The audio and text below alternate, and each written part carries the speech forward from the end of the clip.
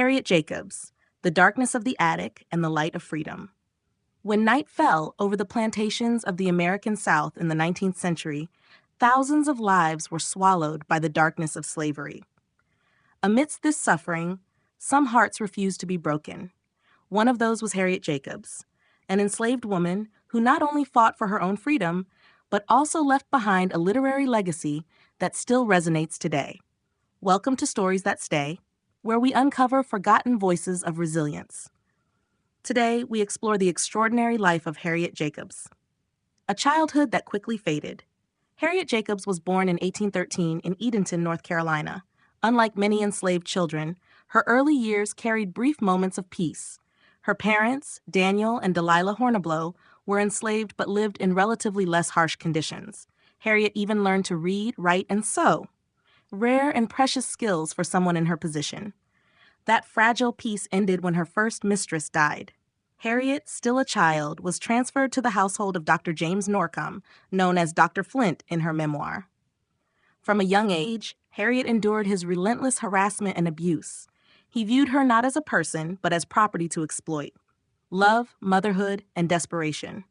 Amid the torment, Harriet found love and bore 2 children with Samuel Treadwell Sawyer, a white lawyer who later became a congressman. Harriet's children became her guiding light.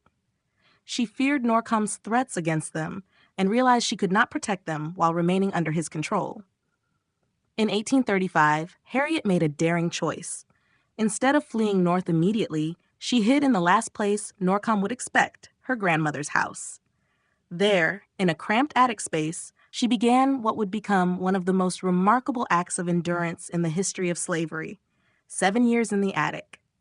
For 7 long years, Harriet lived in an attic crawl space less than 3 feet high. She could not stand upright. Summers turned the space into an oven. Winters chilled it to the bone. She peered through tiny cracks in the wall to glimpse her children playing outside. The confinement wrecked her health.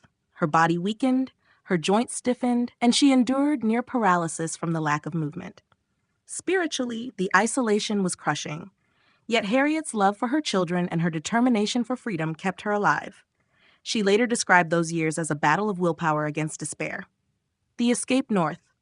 In 1842, Harriet finally escaped with the help of abolitionist allies.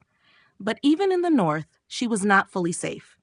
The fugitive slave law allowed enslavers to hunt and reclaim escapees. Harriet lived cautiously under an assumed name, working as a domestic servant while rebuilding her life. Despite the dangers, she managed to reunite with her children. Surrounded by the abolitionist community, Harriet began to see that her own story could serve a larger purpose.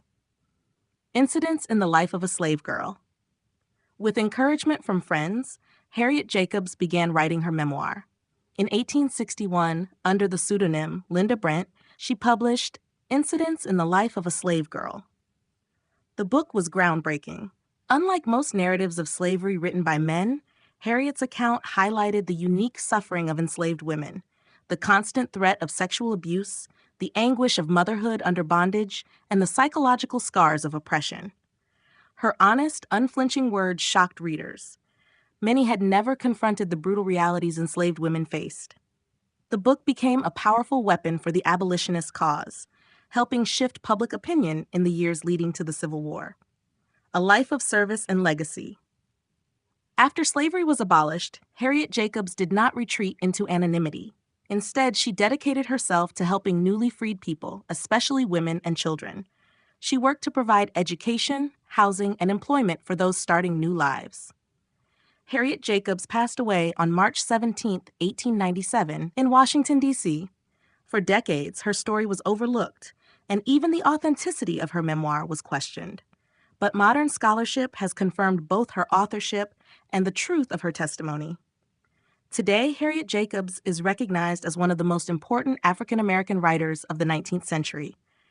Her life was not only a journey from bondage to freedom, but also a triumph of truth over silence. Harriet Jacobs endured 7 years in darkness to claim the light of freedom, and in doing so, she gave the world one of the most powerful voices against slavery. Her story is more than history. It is a reminder of resilience, dignity, and the fight for justice. This is truly a story that stays. If you found Harriet's story inspiring, don't forget to like this video, share it with others, and subscribe to Stories That Stay for more untold voices from history. Thank you for watching.